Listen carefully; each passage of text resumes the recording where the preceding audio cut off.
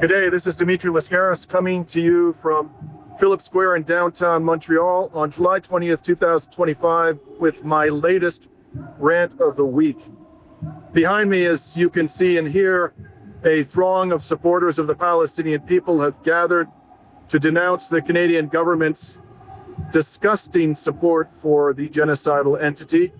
There have been hundreds, probably at this stage, thousands of protests like this one, large and small, just in the city of Montreal alone during the last nearly 2 years of genocide. That's right, folks, we're almost at the 2-year mark of the most publicized genocide in human history. And yet, there's absolutely no indication that Western government support, and that includes the Canadian government, are relaxing in any material way their multifaceted, broad-based support for the genocidal entity. So I decided to start this rant at this protest today because my rant is about the monsters who rule us.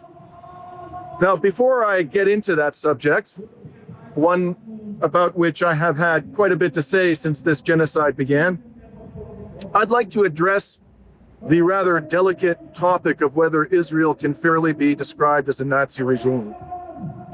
I say delicate, even though all the way back in 2016, the deputy head of Israel's military himself, Yair Golan, said that there were nauseating trends in Israel, which reminded him of the era of the Third Reich in Nazi Germany. Now, he was forced to do some backtracking, of course, by his superiors.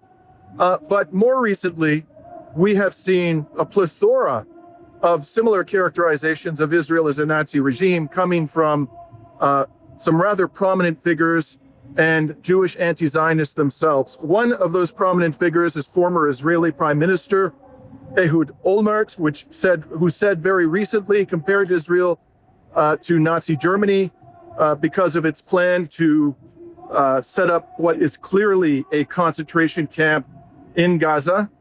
And we had recently the spectacle of the pro-genocide British government of Keir Starmer arresting a Jewish anti-Zionist in the United Kingdom for saying at a protest that Israel was a Nazi state. I could go on and on. There are plenty of examples about this. And just bear in mind that when Yair Golan said this back in 2016, this was before this heinous genocide had begun. And it was also before major mainstream human rights organizations in the West had declared Israel to be an apartheid state. So if it was discernible then that there were similarities between Israel and Nazi Germany, surely the case today that they are quite similar is much stronger. So let's delve into the question, shall we, of what is Nazism? My understanding is that the term Nazi is a short form for the phrase National Socialism, which is the ideology to which the movement led by the monster Adolf Hitler ascribed. And I understand, based upon my knowledge of the Third Reich, is that there are certain essential characteristics which define Nazism. Now, other people may disagree. At the end of the day, what that term means to you may vary from one individual to another, and that's entirely fair. But I'm going to offer to you my own view of what Nazism is, and I don't purport to have a monopoly on defining the term, but I think that this is a fair characterization or definition of Nazism based upon the history of this heinous cult-like movement. First of all, an essential element of Nazism, in my view, is extreme violent racism. Not just racism, but racism of a genocidal caliber, directed at one or more vulnerable and identifiable groups, identifiable by means of their race, their ethnicity, their religion, their nationality. And Although it has often been said, and I think this is something that is said in particular by Zionists who want to squash any comparisons between Israel and Nazi Germany, they will often say that in order for somebody to constitute a Nazi, they have to be hateful towards the Jewish people in particular. And that's a view that one may have, but I don't feel bound by that view. In my mind, you can be a Nazi even though your extreme violent racism targets one or more other groups than the Jewish people. It is true that Nazis tend to harbor a despicable hostility towards the Jewish people, but I don't regard that as a necessary condition. If all of the other aspects of Nazism are there, and the only difference is that the group or groups to which the Nazis' genocidal racism is directed are non-Jewish, to me, that's still a Nazi. A second defining element of Nazism, I would say, is extreme authoritarianism. So society is constructed in a highly hierarchical manner, and the people at the apex of the power pyramid exercise vast, unchecked authority, and the people at the bottom of the pyramid have little to no power whatsoever, little to no power in how their society is actually governed, how it's organized, how their economy functions. They are simply there to take orders from the elite. A third defining element in my view of Nazism is extreme militarism, territorial conquest, the belief that might makes right, and the application of that principle to neighboring states for the purpose of territorial conquest. And finally, I would say that a defining characteristic of Nazism is a complete contempt for ordinary citizens, for democracy, for civil liberties, for the rule of law, and particularly an utter hatred for communism, socialism, or anything that smells of people-oriented policies, and a belief that those who exercise vast power, the small number of persons at the apex of the power pyramid, are entitled to do that by virtue of their inherent superiority. That, to me, is the essence of Nazism. And as I say, you may disagree, but I think that's an entirely legitimate definition of Nazism based upon historical experience. Now, what element of that definition is lacking in the case of Israel? Israel satisfies all of these elements of Nazism as I've defined it, as I think, frankly, a lot of other people would define it. It is violently racist, genocidally racist towards Palestinians and Arabs in general, and also, one might argue, towards anybody of the Muslim faith, including non-Arab Shia Muslims, like those in Iran. So certainly that aspect is present in the case of Israel, genocidal racism. I don't know how any fair-minded, objective observer could deny that with a straight face. Then, of course, the element of extreme militarism, expansionism, territorial conquest, practiced as though it is an inherent right of the regime. That certainly is satisfied in the case of Israel. I shouldn't even have to make the case that that's so.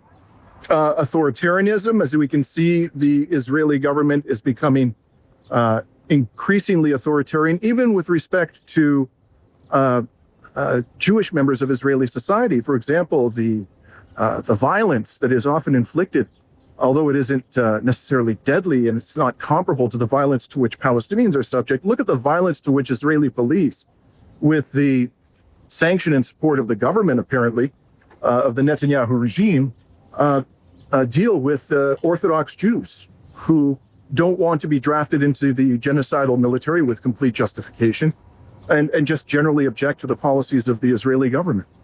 This has been well documented. And there are people who are members of the Knesset who are being threatened, who are being expelled, who are being suspended for condemning Israel's genocidal behavior. You see the press being silenced to quite an extraordinary degree, especially during the 12-day war with Iran. There's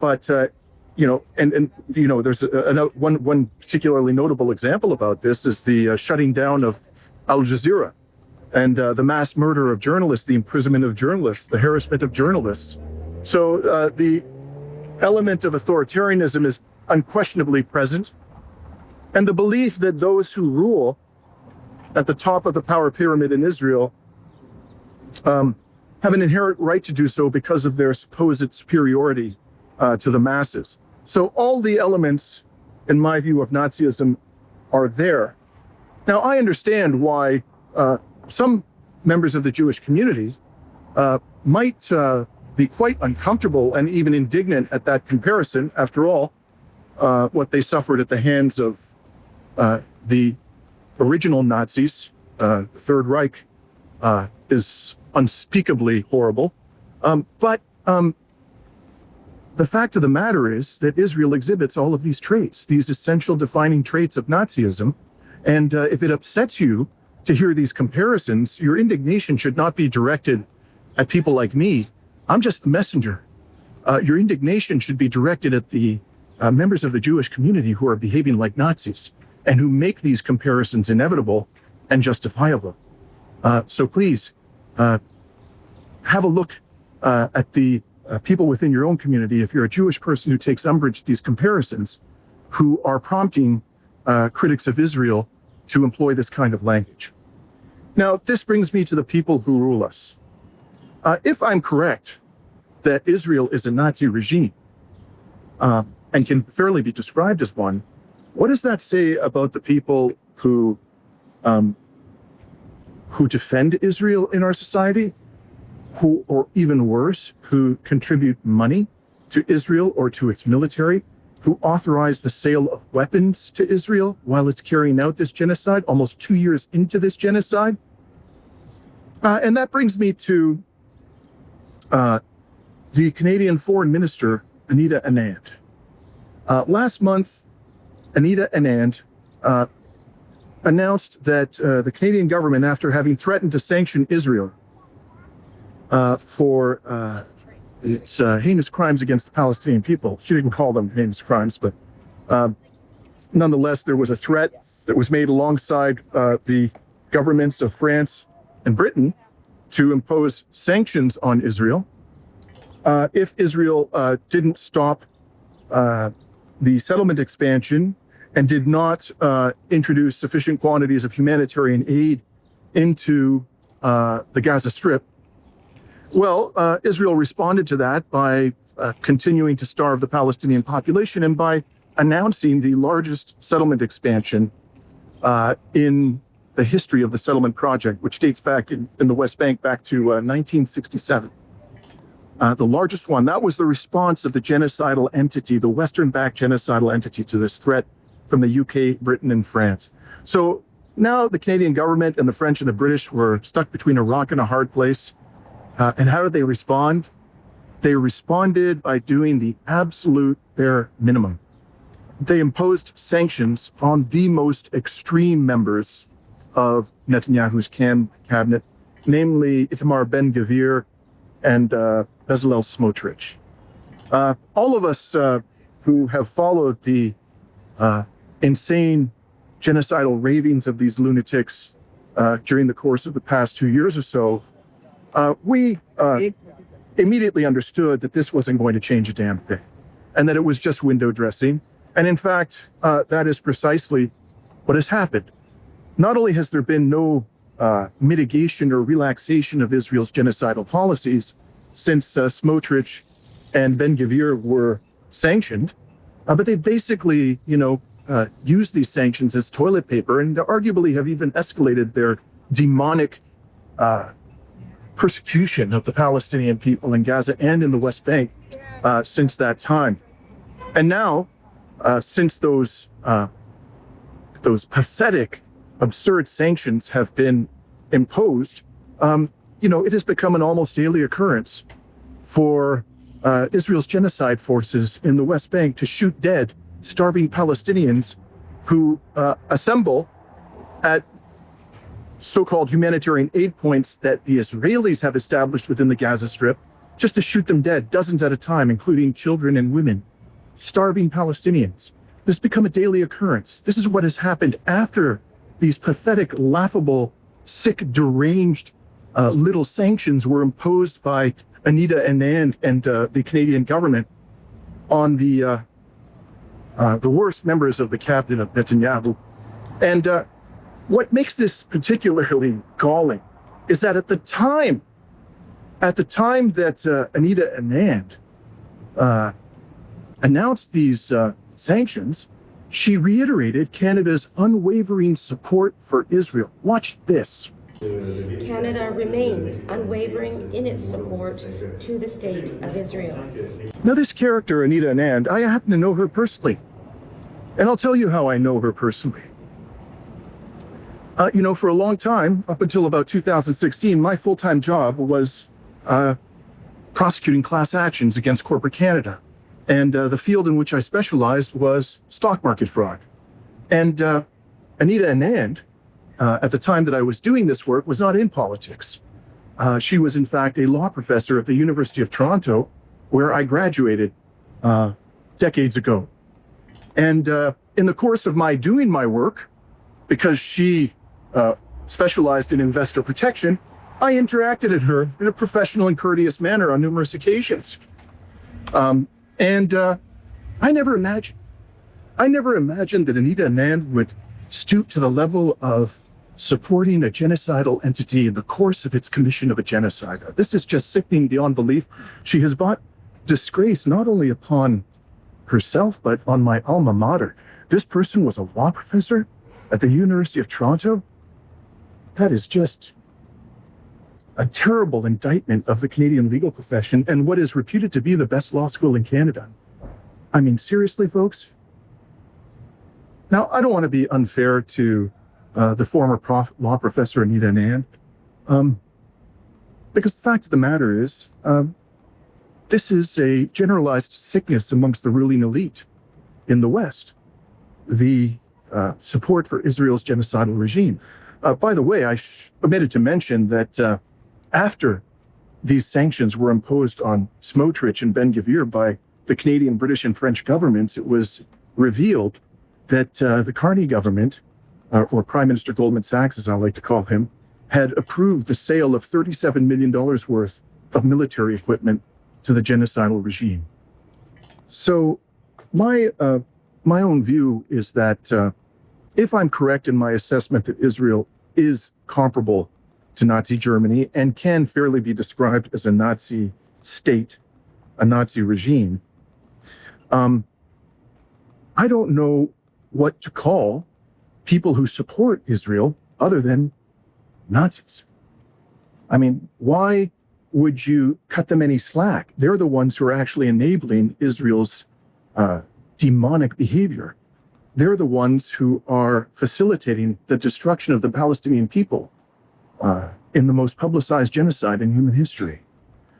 Why should we assume them to be any different from the monstrous regime that they support openly in every conceivable way, and for whom they declare their devotion on a regular basis? And that means that we should be very deeply concerned about the future of our own societies, whether or not we have a particular concern for the Palestinian people. Because if these people, the people who rule us, are essentially Nazis, and they get away with this, then we are next. This is a point that I've tried to make repeatedly, folks. Do not assume that we are going to be spared the depravity of these people. And in fact, we're seeing signs of this already. I mentioned the case of the Jewish anti-Zionist who called Israel a Nazi state in the United Kingdom being arrested. I just saw a video this morning of a 13-year-old boy being arrested by big thuggish cops in Berlin. And they were taking him off like he was some kind of they were taking him off to a prison, like he was some kind of a human pretzel, a 13-year-old boy. We are seeing people deported in the United States for defending the victims of a genocide, being expelled from university institutions. Laws are being adopted throughout the West, including here in Canada, which are plainly designed to restrict our freedom of association and freedom of conscience and freedom of expression, all in defense of a genocidal regime. If they get away with this, folks, we are going to plunge headlong into outright fascism. That should be your operating assumption. I think that we should all be deeply concerned about Palestinians because they're humans. But if that isn't something that motivates you to become involved in the struggle, consider what is going to happen to your own children, to your own society, to your own friends, to all that you hold dear, if we allow these diabolical bastards to get away with what is happening. And finally, as somebody who's a citizen both of Canada and a European country, I want to say something about the state of politics in Europe today. I've been giving this a lot of thought, and I've come to the conclusion that the leaders of the major European countries are basically agents of the CIA. And I know that's a pretty bold statement, and I'll say right at the outset that I don't have hard evidence to back this up. I don't have evidence that they've, people like Macron and Starmer and Maloney and Merz and Scholz and all the rest of these creeps, that they've received payoffs from the United States government or some agency thereof, or that they have been promised some kind of compensation, or they're being blackmailed. I don't know exactly by what mechanics they've become puppets of Washington, but it's now beyond reasonable dispute that that's precisely what they are. They are puppets of Washington. These are people who recently announced, and this is, I think, a seminal moment in the history, the post-World War II history of Europe. They recently announced collectively that they were going to raise military spending to 5% of GDP. Now, these are governments that even at current levels of military spending, and I'm quite sure that the average level of military spending amongst NATO's European members over the last couple of years has been well below 2.5% of GDP. It might even be below the average level of spending. It might even be below 2% of GDP. But that in and of itself was imposing a very serious financial burden on these governments, many of which are now deeply indebted, particularly, the governments of Greece, Italy, Spain. France is becoming heavily indebted. The United Kingdom is becoming heavily indebted. So they were already straining under the burden of financing their militaries. And what exactly they were getting for all the money they were spending, frankly, is a mystery, because they keep getting their asses kicked by insurgent forces and national militaries that have nowhere near the military budgets of NATO. So, for example, the Ansar Allah movement in Yemen, something I covered recently, just completely humiliated the most powerful NATO members in the Red Sea. And then, of course, there's the 20-year debacle in Afghanistan, where an insurgent force that had little more than Soviet-era small arms, after 20 years of brutal U.S.-led warfare in the country, forced NATO, the entirety of NATO, to flee from the jurisdiction with its tail between its legs. So what they've been getting for all this money is a mystery. But clearly, from a fiscal perspective, this was already causing a very significant burden. Even if they don't go all the way to 5% of GDP as they've committed to do, the European members of NATO, let's suppose they only go to 4%, or hell, just 3.5%. This is going to unquestionably force them, and some of them have been rather open about this, to reallocate huge amounts of spending on social programs, on healthcare, on education, on worker retraining, on social security, pensions, to reallocate or transfer huge amounts of spending on those vitally important programs towards the military. And for what? Because Russia is going to invade Europe? Are you kidding me? The Russians, do you think they're looking for a nuclear war? If anybody's looking for a nuclear war, it's NATO.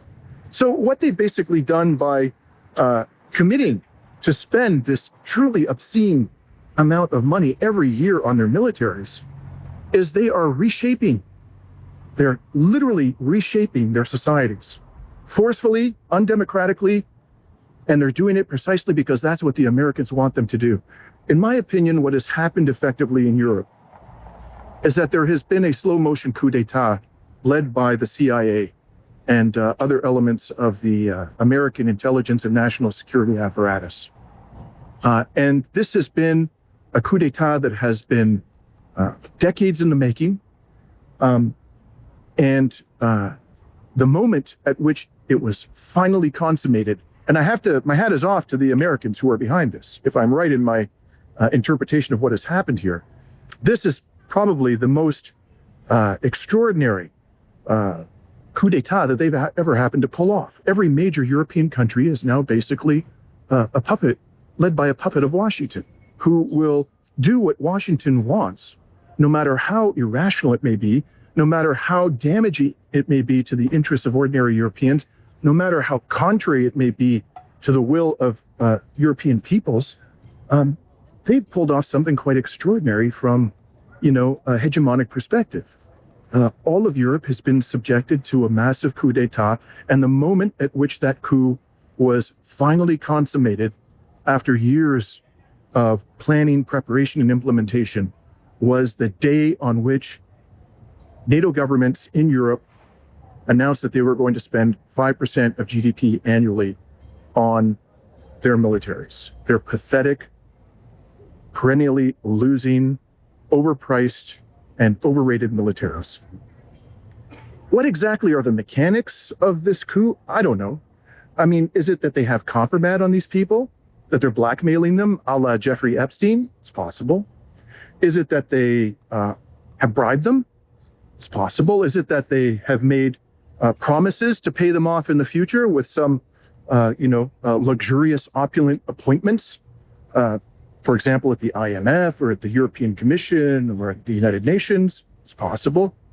Is it that they've simply ideologically indoctrinated these people like Macron, surreptitiously over years, so that they don't have to actually blackmail them or bribe them or threaten them? All they have to do is just ask them to abide by the will of the neocons in Washington. And they do it because they've been brainwashed into viewing the world the way that they do. That's possible too. So I don't purport to know what the exact mechanics are whereby these people have been these so-called leaders of the West, who by any fair interpretation of the facts are the modern day Nazis. I don't know the exact mechanics whereby they have been co-opted and corrupted, but the proof is in the pudding, my friends. They are in every conceivable way doing the bidding of Washington, to the profound detriment of all Europeans, and in fact, the entire world. Again, this brings me back to the central point of this rant. There is far more at stake here than the future of the Palestinian people, as important, as vital as that subject is. This is about civilization versus barbarism. We are ruled by barbarians. They are going to destroy everything that we hold dear, and hell, if they have their way, they may well end up destroying the conditions upon which all life depends on this planet. So if you haven't gotten engaged in this struggle, folks, now is the time to do so before it's too late. This is Dimitri Lascaris coming to you from Montreal, Canada, with my latest rant of the week.